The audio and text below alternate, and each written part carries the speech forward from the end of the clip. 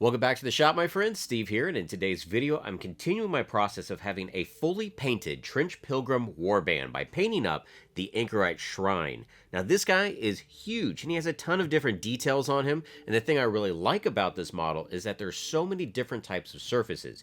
You have metal, you have wood, you have fur, you have flesh, and all of them need to stand out on their own. So, I want to show you how I painted mine. Let's go ahead and get started. This massive model was printed out and assembled, and I even took time to customize the base. Some masking tape is wrapped around the bottom of the base as I lightly spray on some Krylon red oxide primer and self-etching primer.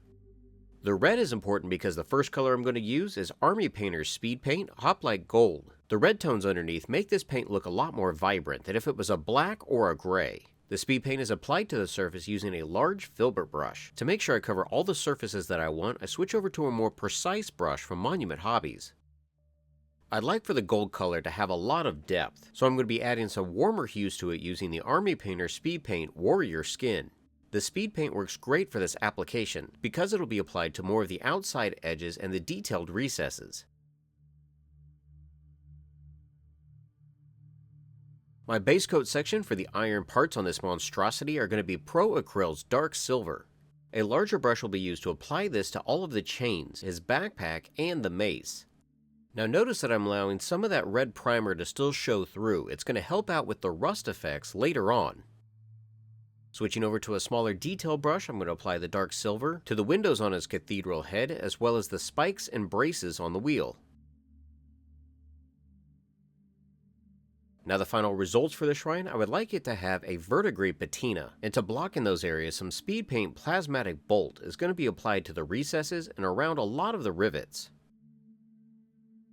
Dirty Down Rust is of course one of my favorite magic in a bottle solutions. This is the kind of solution that you put on and you automatically get a lot of color variation from just one application. Now procedure-wise, I do heat up the model with a hairdryer beforehand. Then the liquid is applied pretty heavily to the chains and the mechanical backpack. Now while that's starting to cure, I can switch over to a smaller detail brush and apply that to the windows and the joints in his arms and legs.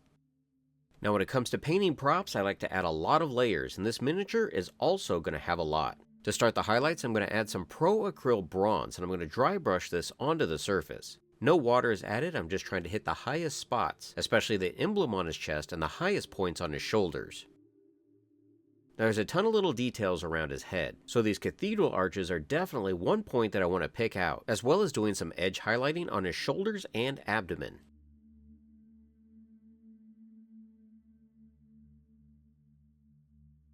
Round 2 of the Dark Silver can now be applied to the iron areas. This time around, a lot less paint is going to be on the brush as it's applied to the model. That way our Dirty Down Rust has an opportunity to stay in those recessed areas, and that way it's going to have a really nice contrast. You have the red rust and this kind of bluish tint to the Dark Silver.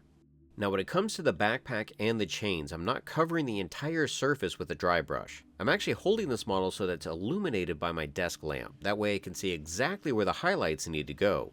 To paint the sacrificial lamb, I'm going to start with Vallejo brand's Cold Gray. Now the game color paints are a little bit thicker than their standard model line, so I do water this down just a little bit to help it flow better out of the brush. This gray is also going to be applied to the loincloth and the hood of the sacrificed guy on the wheel.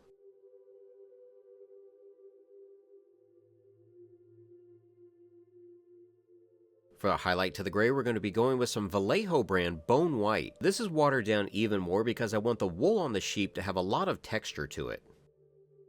Now when it comes to the loincloth and the hood, I can go a little bit thicker because I'm just trying to follow the folds in the cloth. For the final highlight on these areas, I'm going with the Bone White once again, but pretty much no water at this point. I want the white itself to be pretty vibrant, so I'm only picking out the highest points on each section.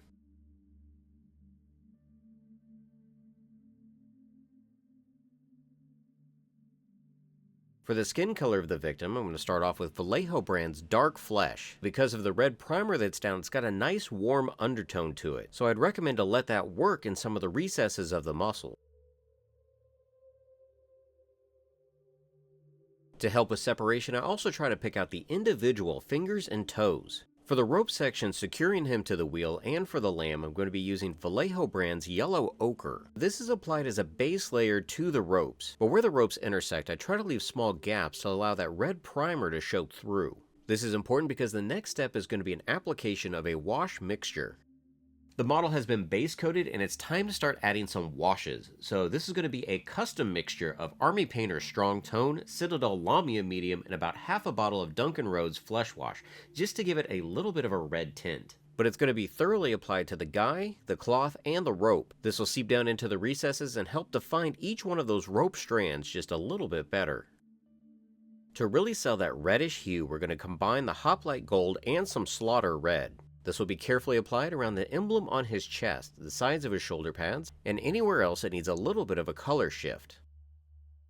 Next up, another wash is going to be applied, and this is going to be a mixture of Army Painter's Dark Tone and again, Lamia Medium. What the medium does is it helps the dark tone seep around more of the details. That way it's not going to pool on the large flat surfaces and it's not going to tint my surfaces near as much.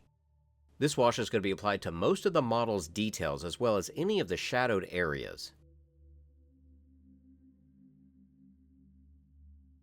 After that wash is dried for about half an hour, I can then go in with an extremely light dry brush of the Pro Acryl Bronze. With this color, I'm only trying to hit the highest points.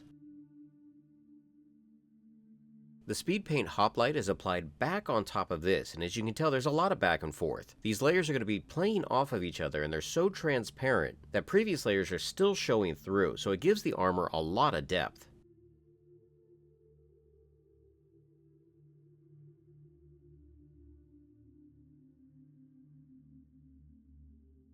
The ropes themselves don't have any texture, but I would like to add some. So I'm going to mix together some of that yellow ochre and bone white. This is going to be stippled onto the surface, and it's going to be fine because a couple feet away down on the game table, it'll look like it has texture. To address the color of the wheel, I'm going to start by lightly brushing on some bone white, making sure that a lot of the wood textures and the red undercoating are still visible. Some Army Painter Speed Paint Dark Wood is going to be applied on top. With the properties of this paint, it's going to tint that bone white while also soaking down into the details. Now because this is a pretty dark color, I am definitely making sure not to get it on any of the flesh or the ropes. Some more of my dark wash is applied on top to darken this wood even further. And I will also say that this wash has a slight satin sheen to it, which works well for this wood.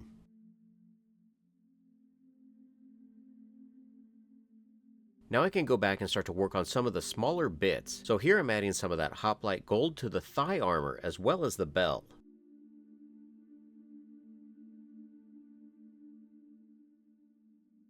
All of my washes have been applied and have cured to this point, so I can add my Dirty Down Verdigris. This has to be a last step because any additional moisture will disrupt the chemical reaction or cause it to be removed from the surface.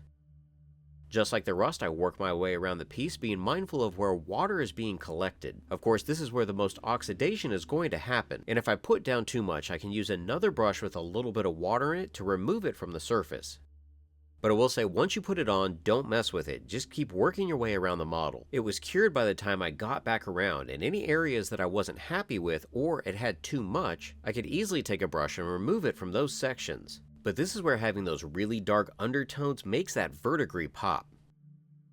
As a highlight to the iron areas and the chains, I apply some Pro Acryl Silver to the upmost facing part. So that required using a detail brush to pick out the top portion of each individual chain length, as well as using a slightly ratty brush to highlight the pipes on his backpack.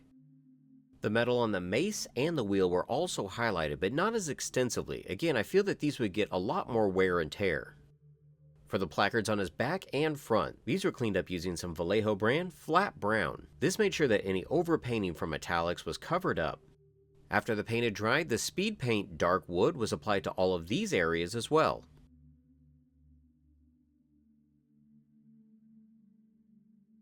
Just like my pilgrims, I freehand some crosses and iconic symbols onto the wood with some Vallejo brand's white gray. Now the white itself was pretty dramatic, it was very bright, so I did go back and I desaturated each one with a wash of the flat brown. After that I could then go in and highlight some of the wood grain by adding a little bit of the yellow ochre. There is a very tiny painting in the front, and I didn't have a reference for this, so I just painted on a small figure with a staff. It's pretty obscure and I replicated as though most of the paint had actually flaked away. For my costuming supplies, I'm going to be using some permablood on the sacrificial lamb. Now this liquid does a fantastic job of not only coating well, but keeping that sheen. So if you're ever interested in some fake blood for miniatures, props, or costumes, I highly recommend this stuff.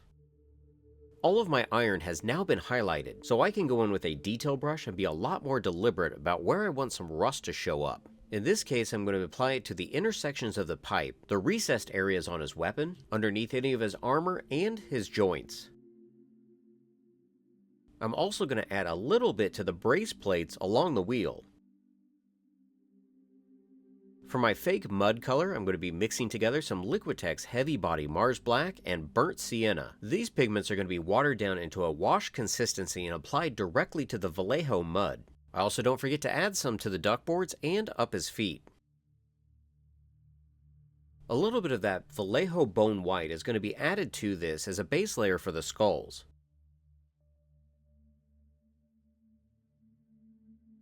Each subsequent layer highlight has less water and more pigment, and I'm changing the ratio by having a higher concentration of the bone white. To knock the white back a little bit and to define the shapes, I add a coating of my strong tone wash.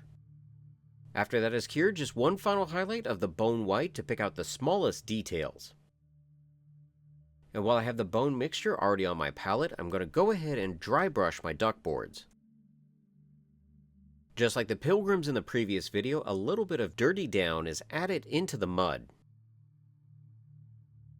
Breaking out my permablood again, this time I'm applying it directly below the lamb onto the duckboards.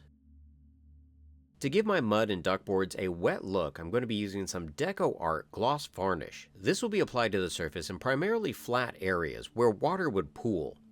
Now I do want to leave some of the mud matte so there's a clear definition in between the two sheens. And with the gloss varnish dried, our Anchorite Shrine is ready for the table. Now this was a really fun piece to paint. There's lots of different textures and surfaces. I was glad that I got to get creative and apply different effects all over this model. Each section is interesting on its own and has its own different hues and values. That's one of the most important things when you really are painting a metallic. You want all different types of hues within the gold because of course metallics are going to reflect what's around them. But at this point I've got another one in the book, so my gray army is slowly gaining color. So if nothing else, I hope you enjoyed this tutorial and I'll see you next time.